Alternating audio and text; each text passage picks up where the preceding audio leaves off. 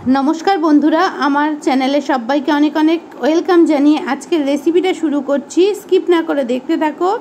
आशा करी भिडियोटा भालो लागबे और बड़ोदेर प्रणाम और छोटोदेर अनेक अनेक भालोबासा जानिए आजकेर रेसिपिटा शुरू करलाम। चलो रेसिपिटा किभाबे बानाচ্ছি सेटाई देखो। तो प्रथमे देखो आमी 3টে मीडियम साइजेर आलू केटे निয়েছি, देखतेई पाচ্ছ खूब पातला पातला करे केटे निয়েছি। এখন আমি কড়াইয়ে জল গরম বসিয়ে দিয়েছিলাম, সেখানে আমি সেদ্ধ বসিয়ে দিচ্ছি আলুগুলোকে। আলুগুলোকে একটু ভালো করে সেদ্ধ করে নিতে হবে। আর যারা ভিডিওটা দেখা শুরু করেছে একটা লাইক দিয়ে দিও। তো চলো এখন আমি চাপা দিয়ে দিচ্ছি, আলুটা সেদ্ধ হওয়া অবধি অপেক্ষা করব। আলুটা দেখো সেদ্ধ হয়ে গেছে, জল ঝরিয়ে নামিয়ে নিয়েছি, ঠান্ডা করতে দিয়ে দিয়েছি। এবার বাকি যে জিনিসটা লাগবে সেটাই এর মধ্যে এবার করব। এখানে নিয়ে নিয়েছি দেখো সুজি, আর এদিকে কড়াইয়ে দেখো জলটা ফুটে গেছে, সুজিটা ঢেলে দিচ্ছি, দিয়ে সাথে সাথে নাড়াচাড়া করে নেব যাতে খুব বেশি দলা না বেঁধে যায়। একভাবে এটা নাড়াচাড়া করতে হবে, ছেড়ে দিলেই দলা বেঁধে যাবে। তো দেখো বেশ ভালো অনেকটা জল টেনে এসছে, তাও একটু আধটু দলা যেটা পেকে গেছে সেটাকে আমি ভেঙে দিচ্ছি। এই রেসিপিটা খুব টেস্টি হয় খেতে, সন্ধ্যাবেলা স্ন্যাক্স হিসাবে এটা করতে পারো সবাই।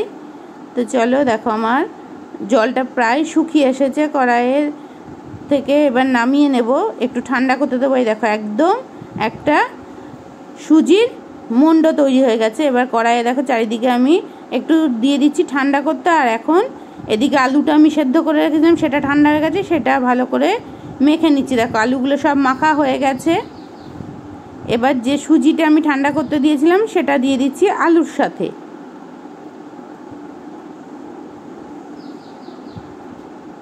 তো দেখো সুজি আর আলু নিয়ে নিয়েছি। এবার দিলাম আদা, গ্রেট করে রেখেছিলাম আদাটা দিয়ে দিলাম, কাঁচা লঙ্কা কুচি,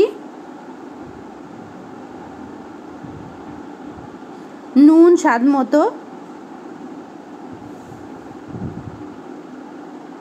এবার দিয়ে দিচ্ছি জিরের গুঁড়ো,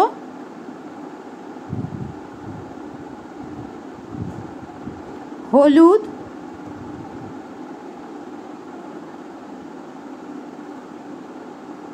আর একটু দিয়ে দিলাম শুকনো লঙ্কার গুঁড়ো, কারণ আমার অনেকটা তৈরি হবে পকোড়াটা, তো সেই জন্য দেখো দিয়ে দিয়েছি একটু লঙ্কার গুঁড়ো। এবার দিয়ে দিচ্ছি স্বাদ মতো চিনি, চাট মশলার গুঁড়ো, আর 2টো মিডিয়াম সাইজের পাতিলেবুর রস করে রেখেছিলাম সেটাও ঢেলে দিলাম। এবার সমস্ত মশলাগুলো একসাথে ভালো করে হাত দিয়ে মেখে নেব। সুন্দর করে সমস্ত কিছু মিশিয়ে নিচ্ছি, দেখতেই পাচ্ছ। তো দেখো আমার মাখা অনেকটা হয়ে গেছে, দেখতে পাচ্ছ রংটা কত সুন্দর হয়েছে। এবার দেখো এরকম দলা পাকিয়ে নিচ্ছি, দেখতে পাচ্ছ। হাতটা ভালো করে পরিষ্কার করে নেব। তো দেখো হাতটা ধুয়ে নিয়ে আমি হাতের মধ্যে একটু সাদা তেল মাখিয়ে নিচ্ছি। এবার এগুলোকে একটু লম্বা শেপ দেবো, তোমরা গোল শেপেও করতে পারো, তবে আমি এটা লম্বা শেপেই করেছি। এই দেখো লম্বা লম্বা করে সমস্তগুলো রেডি করে নিই,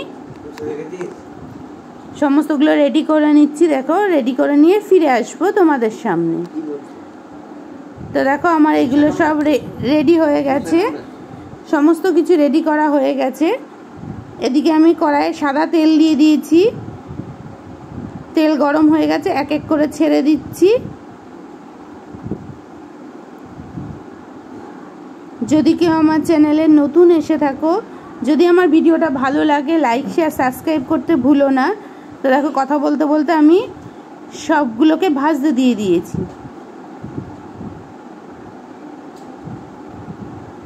তবে এটা খেতে খুব টেস্টি হয়েছিল। পরে যেহেতু ভয়েস দিচ্ছি তোমাদের সেই জন্য বলছি, একবার করে দেখবে এইভাবে।